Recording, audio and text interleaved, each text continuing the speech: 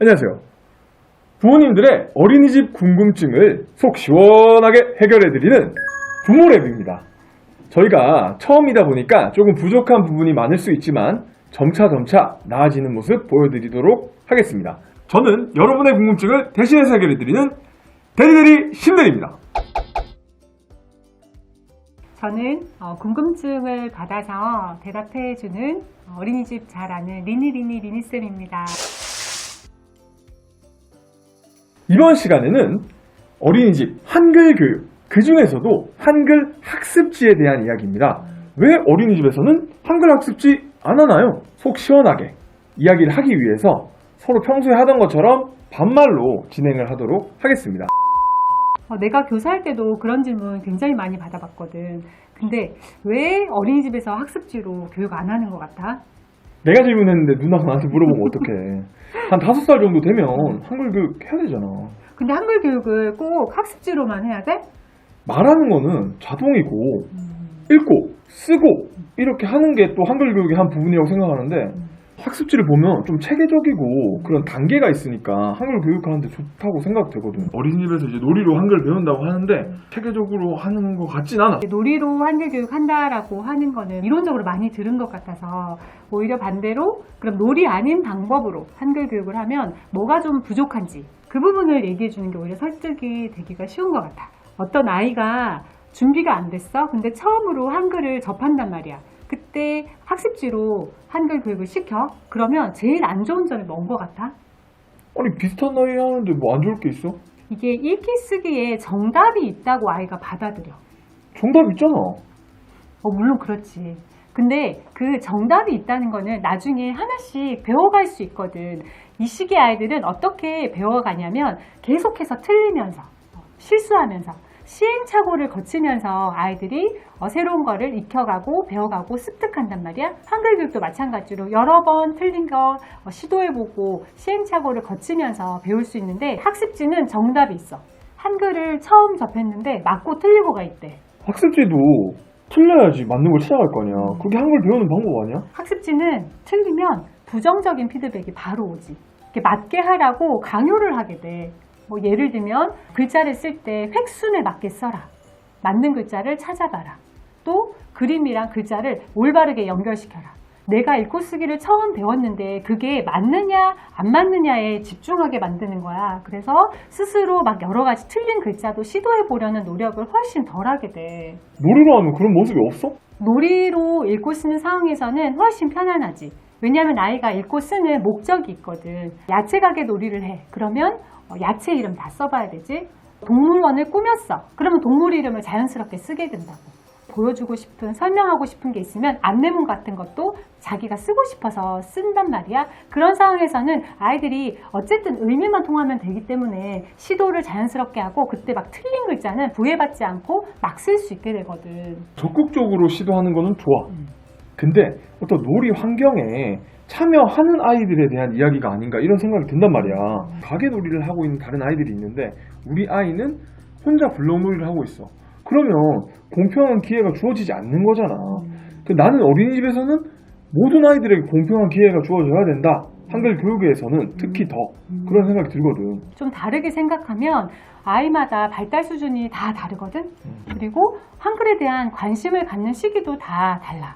근데 읽고 쓰기를 하려면 사전에 준비해야 될 게 있어. 기흥, 니은, 디귿, 리을 좀 비슷하게 생겼지만 그렇게 다른 글자들도 다 구분을 할 줄 알아야 되고 악력이라고 하지. 손에 연필을 쥐고 한글에 들어가는 다양한 선들을 동그라미 이런 것들을 쓰는 것도 어느 정도 다 준비가 돼야 되는데 그렇게 수준이 다른 아이들한테 일괄적으로 똑같은 숙제를 내주면서 한글 교육을 시키는 게 오히려 나는 좀 불공평하지 않나 이런 생각이 들거든.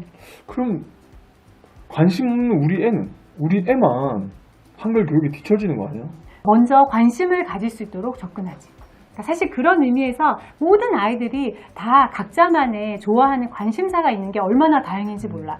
아까 아들이 블록놀이 좋아한다고 했잖아. 블록으로 놀 때도 한글 교육해. 동물집을 만들었다? 그러면 동물집 써서 붙이고 내가 좋아하는 게 악어야. 그러면 악어 설명하는 글을 써서 붙이기도 하고 공룡 좋아하는 아이들이 많잖아. 공룡에 대한 책 보고 공룡 이름 막 한 바닥씩 쓰는 거 그거는 사실 일도 아니거든.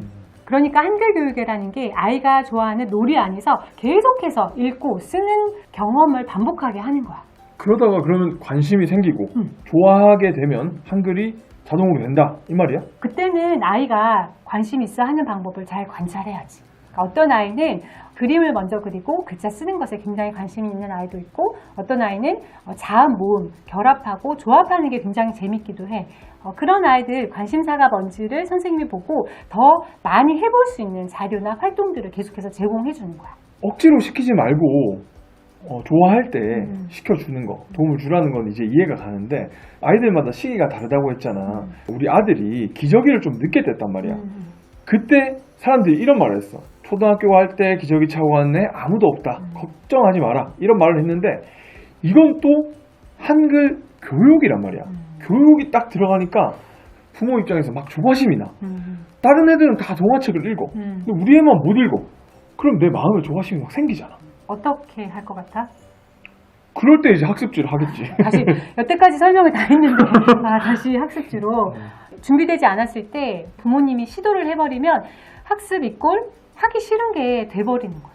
그러니까 아이가 앞으로 배울 게 굉장히 많이 있잖아, 아이의 인생에서. 근데 첫 단추가 사실 한글 교육인 경우가 많은데, 그거를 재미없게 끼워버리면 앞으로 계속해서 배워나가는 것에 대해서 별로 즐겁다고 생각을 안 할 수가 있거든.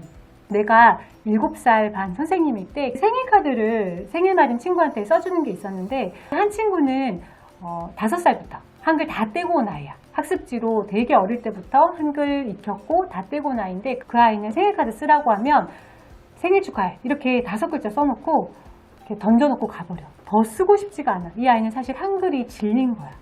근데 다른 아이는 딱 몇 개월 전에 이제 막 관심 생겨서 한글 쓰기 시작한 아이인데, 이 아이는 쓰는 게 너무 재밌는 거야.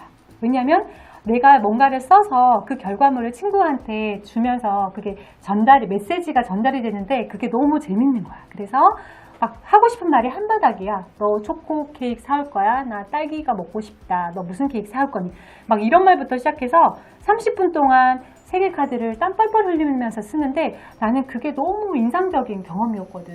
그러니까 이렇게 기다리면 아이가 준비된 자기만의 때에 즐겁게 시작할 수가 있는데, 부모님이나 선생님이 막 당겨서 미리 강요한다. 그거면 조금 아쉽지 않나 싶어. 내가 그래서 공부를 못했나 보네. 이제 앞으로 절대 학습지는 시키지 않을게. 뭐야, 무조건 안 좋다는 게 아니라 처음으로 한글을 접할 때 학습지는 너무 옳고 그름, 정답이 있단 말이야. 이제 그걸로 접근시켜서 강요하는 게 별로 좋지 않다. 이제 이 얘기를 하고 싶은 거지. 아이가 한글을 좋아하고 어떤 준비가 되어 있을 때 학습지나 책이나 이런 거를 사주고 그때 돈을 써라 이 말이네. 근데 그 시기가 아이마다 다 다르다는 거를 이제 기억을 해야 되는 거지. 학습지를 어린이집에서 왜 안 합니까에 대한 대답이 이건 것 같아. 제일 먼저 읽고 쓰기를 여러 번 시도하고 틀리지만 재밌게 반복할 수 있는 거를 놀이라는 그릇에 담아가지고 그 경험을 할 수 있게 하는 거, 이게 사실 어린이집에서 추구하는 교육 방향이거든. 오늘 마무리를 해보면 한글에 관심 갖는 거는 놀이로 충분히 가능하다. 그리고 아이들이 필요할 때, 그리고 준비가 되어 있을 때 학습지나 책으로 도움을 줄 수 있다 이 말이네. 그래서 아까 아들한테 학습지 주고 싶다고 했잖아. 책을 못 읽었을 때. 그렇게 하지 말고 일단은 아이가 좋아하는 책 밤에 많이 읽어주고, 특히 쓰기 경험 같은 경우는 아이한테 학습지로 쓰게 하는 것보다 아이가 부모님이 쓰는 걸 잘 못 보거든. 같이 장을 본다거나 같이 뭐 문구점을 간다거나 장난감을 살 때 뭘 사고 싶은지 목록을 이렇게 쓰는 거 있잖아. 그렇게 엄마 아빠가 쓰는 모습을 많이 보여주면 아이가 또 관심을 많이 갖거든. 그런 식으로 접근을 해봐.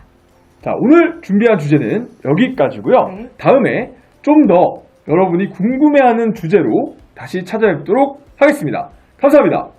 안녕.